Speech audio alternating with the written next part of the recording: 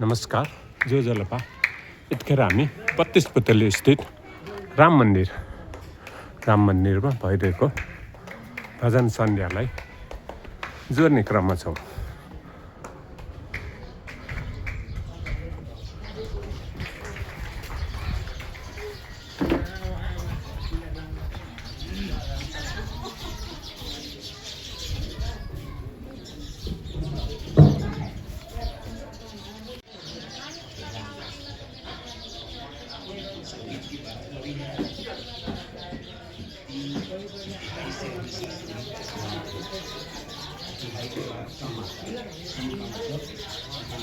सब कुछ मिल जाएगा।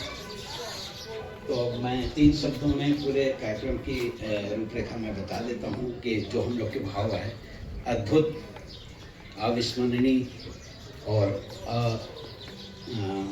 क्या कहेंगे अवर्णनीय। तो 3 शब्द हैं मेरे लिए ये, और इन्हीं शब्दों से पता चल जाता है कि हम लोग कितने आह्लादित हैं यहाँ करके। ये चतुर्थ आगमन है मेरा, चौथी बार आ रहा हूँ मैं, लेकिन ऐसा आयोजन हम लोग बनारस में भी कभी सोचते हैं तो बहुत सोचना पड़ता है, लेकिन ये 2 लोगों ने और आप लोगों की छत्र छाया में कैसे पूरा कर लिया। मैं ये सोचता हूँ कि हम लोग आज तक परेशानी कर रहे हैं क्योंकि और गुणीजन लोग यहाँ पर हैं, उससे निश्चित ही ये प्रति वर्ष हो पाएगा और प्रति 2 वर्ष पर जैसे आपने कहा बृहद रूप से होगा। हम लोग से Uddhav sir. Now may I invite Professor Bisant Singh, Sikkim.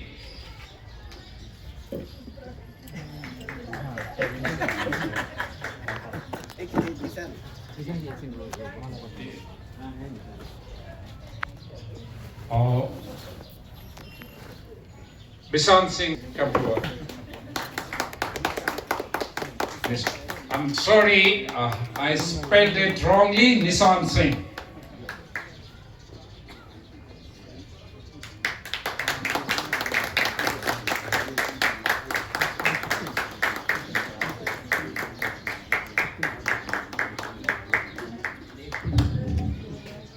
हजुरहरू सबैलाई मेरो आन्तरिक हृदयबाट न्यानो अभिवादन।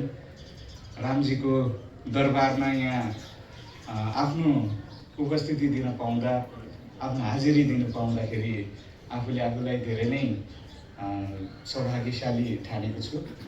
र हजुरहरूले यति बिन माया यहाँ हामीलाई प्रदान गर्नुभयो, यो साँच्चै नै हाम्रो लागि एउटा कहिले पनि हामी यसलाई भुल्नै सक्दैनौँ। यो सधैँभरि हाम्रो स्मरणमा रहनेछ। अनि यति राम्रो भव्य आयोजन यसरी हामीले प्रतिवर्ष कि त हजुरले भन्नुभएको जस्तै 2 वर्षमा एकचोटि हामीले अवश्य नै देख्न पाऊँ र यसको निम्ति हाम्रो तर्फबाट के कस्तो सहयोग हुन जान्छ हामी गर्न तयार छौँ र यसरी नै हामीलाई पनि सम्झना गरिदिई बस्नुहोस् भन्ने आग्रह गर्दछु। धन्यवाद। Thank you, Dr. Sir. अघि मेरो यो घोषणको क्रममा सानो त्रुटि हुन गएकोमा क्षमा माग्न चाहन्छु। क्रममा म प्रोफेसर डाक्टर प्रवीण उद्धव सरलाई आमन्त्रण गर्न चाहन्छु।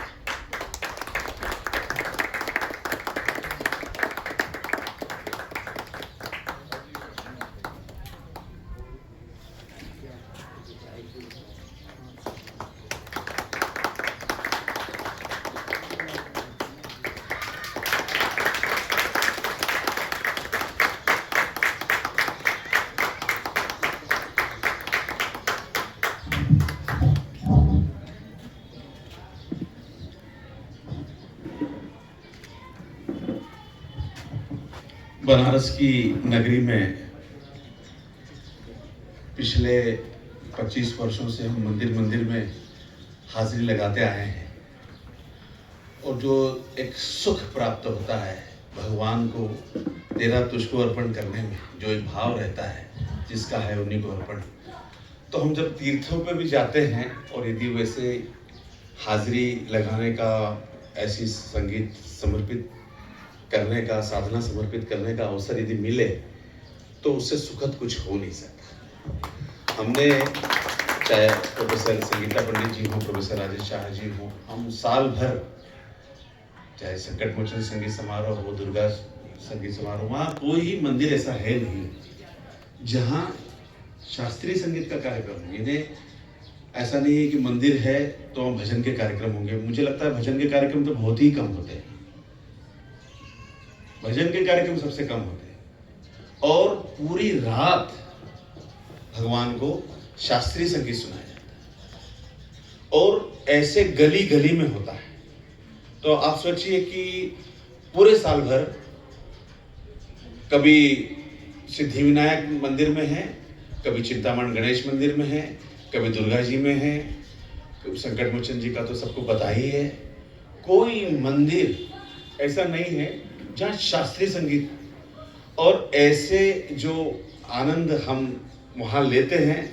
और जब 12 ज्योतिर्लिंग और जब पशुपतिनाथ भगवान जी के जो स्थान हैं, जहाँ से हम कई सदियों से हमारे पूर्वज भी जो श्रद्धा रखते आए हैं, भगवान पशुपतिनाथ जी के चरणों में जो श्रद्धा रखते आए, उसी क्षेत्र में यदि संगीत की हाजिरी लगाने का अवसर मिले तो इससे सुखद अवसर हो नहीं सकता।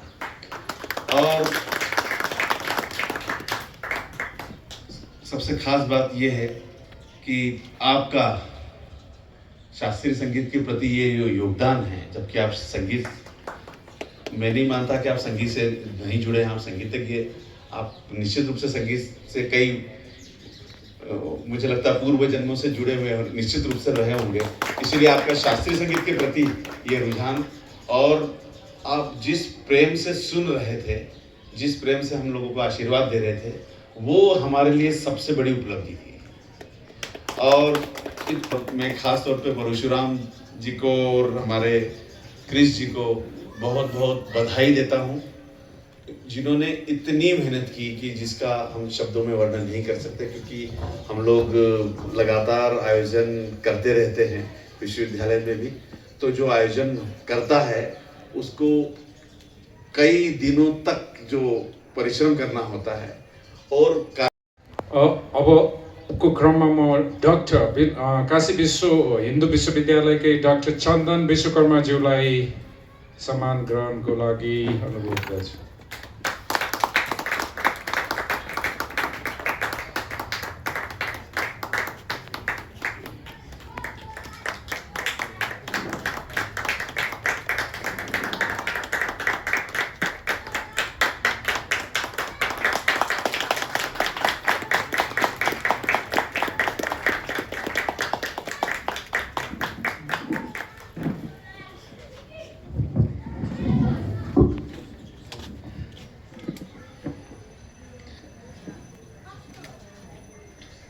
इस कार्यक्रम के संबंध में जो भी कुछ कहना था, गुरुजी ने, मैम ने, सर ने सब कुछ ही कह दिया है। हम तो डबल सौभाग्यशाली हैं। क्यों? क्योंकि ऐसे प्रांगण में भगवान की सेवा करने का मौका मिला, और उससे भी एक और सौभाग्यशाली रहे कि अपने गुरुओं के साथ यात्रा करके उनके साथ उनके अनुभव को लेते हुए उनके कार्यक्रमों को साक्षात सुन के भी सौभाग्यशाली हुए। और ये जी परीक्षा तो हो ही जाती है, क्योंकि गुरु के समक्ष बैठ के बजाना ये बहुत बड़ी परीक्षा है। और इस कार्यक्रम में जितनी मेहनत लगी उस चीज़ को हम लोग समझ सकते थे, और आपका जो एक मार्गदर्शन था, और भी जो यहाँ के विद्वान लोग हैं सबका मार्गदर्शन रहा, जिसको ये आज हम देख सकते हैं कि ये अंतर्राष्ट्रीय संगीत सम्मेलन को मैं बहुत बहुत बधाई देता हूँ। और ये आगे आने वाले समय में इससे भी और बड़े स्तर पर जाए, ये मेरी शुभकामनाएं हैं। और फिर से धन्यवाद देता हूँ। प्रणाम। धन्यवाद डाक्टर चन्दन। अब विश्वविद्यालयकै डाक्टर राकेश कुमारज्यूलाई आमन्त्रण गर्छु।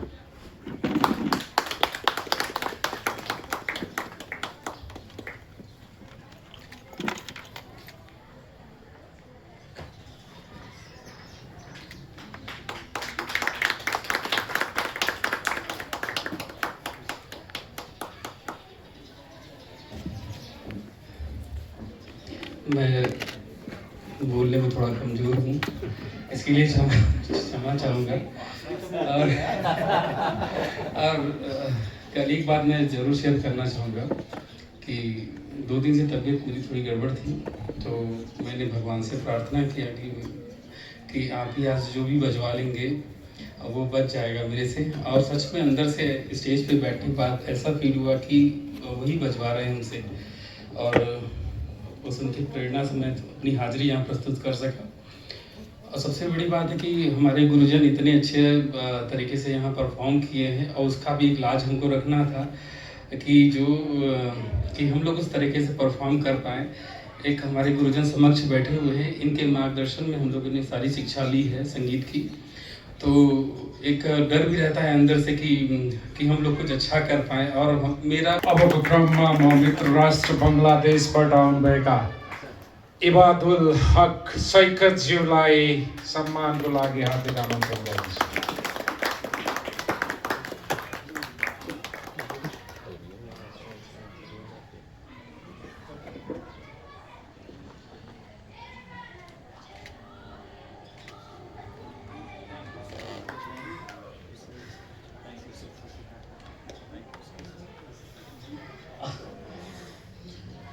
আমি বাংলাতেই বলছি। I think you everyone understand. এখানে কি করে আমি এলাম আমি নিজেও জানি না। হঠাৎ हम कैसे यहाँ आए मुझे खुद भी नहीं मालूम। I never thought.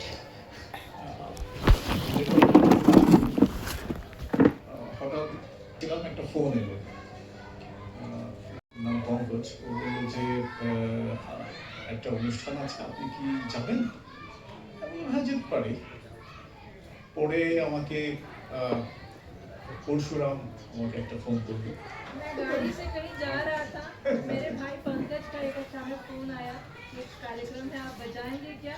उसके बाद परशुराम जी का फोन मेरे पास आया। তো আমি বললাম ঠিক আছে চলো, চলে এলাম। তো আমার নেপাল সম্পর্কে কোনো ধারণাই ছিল না। नेपाल के बारे में मुझे कोई आइडिया नहीं। এখানে আমার এক গুরু বোন আছে সীতা মাইয়া, আমি ওকে চিনি। তো প্রথমত এখানে আসার সীতার সঙ্গে দেখা হবে অ্যাটলিস্ট 21 ইয়ার্স পরে আর কি। তো এই সব মিলিয়ে আমি চলে এলাম আর কি। मेरी गुरु बहन सीता यहाँ है, उससे मुलाकात होगी, ये भी एक बात थी, ये सब सोच के मैं आ गया। তো এটা একটা তীর্থস্থান। তো আমি জানতাম নেপালকে আমি দেবভূমি ভাবি। তো আমার সঙ্গে যে তবলা বাজিয়েছে অনন্ত, ওকে আমি বললাম যে আমি প্লেন থেকে নেমে আমি আগে প্রণাম করে নিয়েছি মাটিকে। मैं इसको देवभूमि समझता था और प्लेन से उतरती मैंने पहले भूमि को प्रणाम किया। ইমোশনাল হয়ে গেছি। তো যাই হোক, তো বাজানোর চেষ্টা করেছি।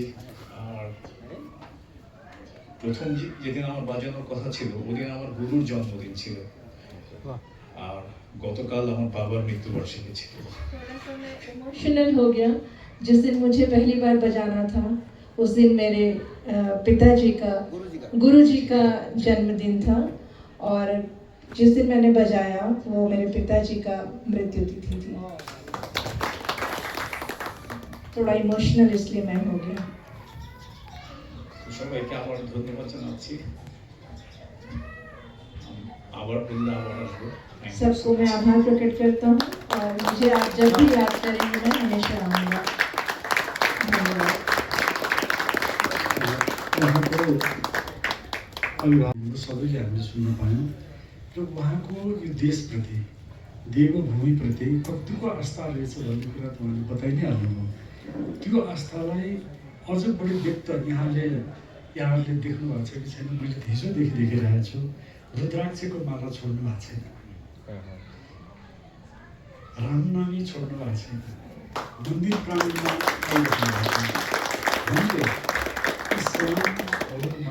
यो कहाँ पायो? यो सङ्गीतले दिएको हो, सङ्गीतले दिएको हो। यहाँ कुनै जात वर्ण सानो ठुलो भेदभाव छैन। यस्तै गरी यो सङ्गीतलाई बढाउन सक्यौँ भने हाम्रो आत्मीयता बढ्छ, हाम्रो सद्भाव बढ्छ र साथसाथै हामीले समदृष्टि पनि आउँछ र सबै हामी बराबर भगवान्का सन्तानको रूपमा हामीले त्यो चाहे जुनसुकै सम्प्रदाय होस् हामी कुनै ईश्वरका सन्तति हौँ, अंश हौँ। वहीँ हाम्रो भित्र आत्माको रूपमा रहनु भएको छ। उहाँमा पनि आत्मा छ, ममा पनि आत्मा छ, सबैमा त्यही आत्मा भगवान्को रूपमा बास गर्नुभएको छ भने त्यो महान भावलाई हामी जगाउन सक्छौँ।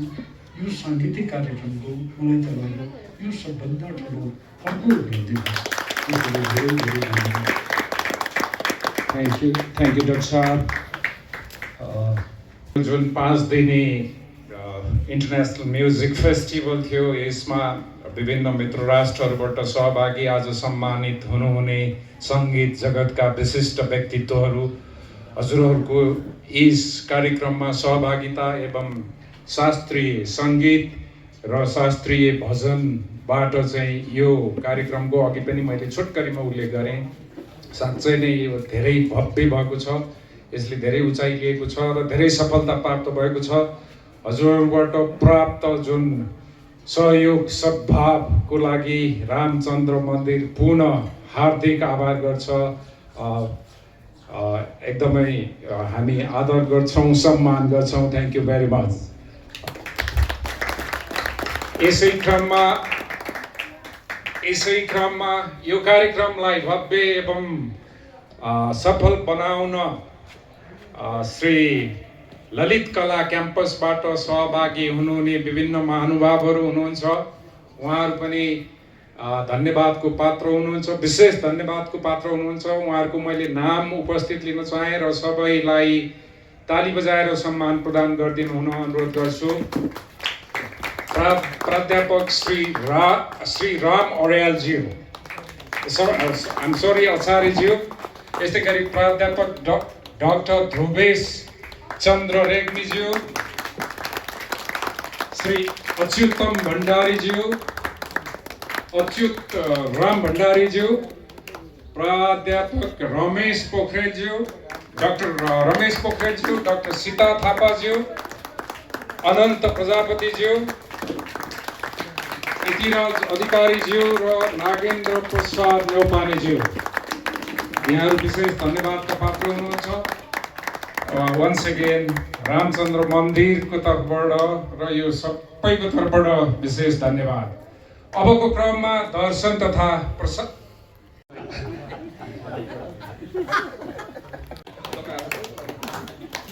अबको नाम चाहिँ हाम्रो बसन्तजीले उच्चारण गर्नुहुन्छ। म धेरै कन्फ्युज गराएँ।